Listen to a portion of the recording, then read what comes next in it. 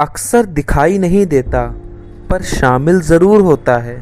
हर खुदकुशी करने वाले का कातिल ज़रूर होता है। इसको आत्मदा कहूँ या कहूँ कुनबा परस्ती की चाल, जब क्षण भंगुरों ने बुना उसके विरुद्ध चाल। आप जानते हैं आज हम किसकी बात करने जा रहे हैं? एक उम्दा, बेहतरीन, होनहार कलाकार की, जो दूसरों की कहानी बताते बताते खुद के नाम के आगे एक क्वेश्चन मार्क लगा गया।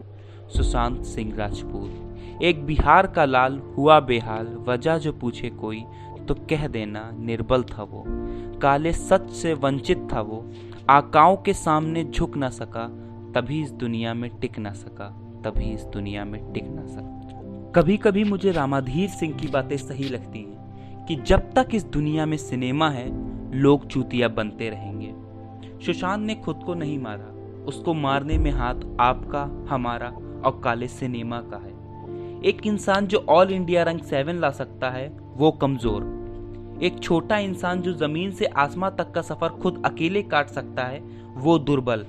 भाई साहब, किस सदी में जी रहे हैं आप? वो सुसाइड नहीं, एक साजिश थी आपके और हमारे द्वारा। आपने सेलुलर जेल का नाम तो सुना ही होगा, जो अंडमान और निकोबार आइलैंड में है, जिसे काला पानी की सजा भी कहा जाता है।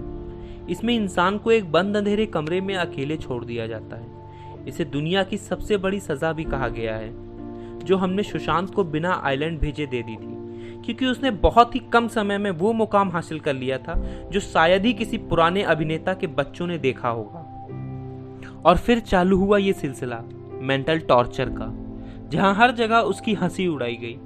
उसको ऐसा दरकिनारे कर दिया गया जैसा कभी विवेक ओबरॉय को। किसी ने क्या खूब कहा है, आदमी अपने दुखों से इतना दुखी नहीं होता जितना दूसरों की खुशी देख के होता है। और उससे यह सहा नहीं गया होगा, क्योंकि सबसे बड़ा रोग क्या कहेंगे लोग। जब लोग देखेंगे छोटे पर्दे से होकर जो बड़े पर्दे पर गया, अब वह अगर फिर छोटे पर्दे पर आ गया तो लोग क्या कहेंगे? उसको वो सम्मान फिर मिलेगा इंडस्ट्री में या नहीं? सब सही जा रहा था, फिर अचानक से उससे इंडस्ट्री में इतनी नफरत क्यों? बस इसलिए क्योंकि वो नेपोटिज्म, ग्रुपिज्म के खिलाफ था। वो किसी के खिलाफ लड़ रहा था जो उसे खत्म करने या दबाना चाह रहे थे।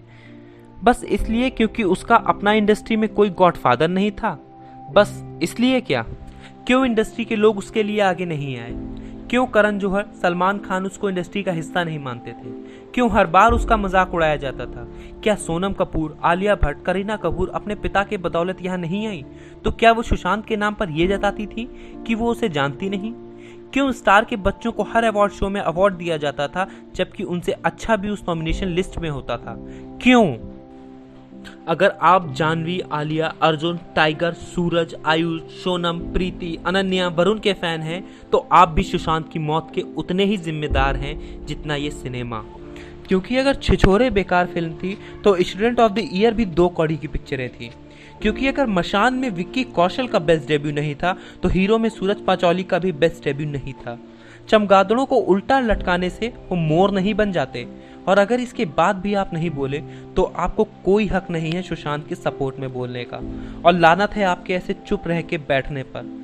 मैं आखिरी 2 शब्द उस महान कलाकार के लिए जो आसमां में अब इरफान के संग रंग बिखेरेगा बोलना चाहता हूँ। आसमां ने भी आंसुओं से दरबार धोया था जब एक अजीज कलाकार उसकी पनाह में आया था।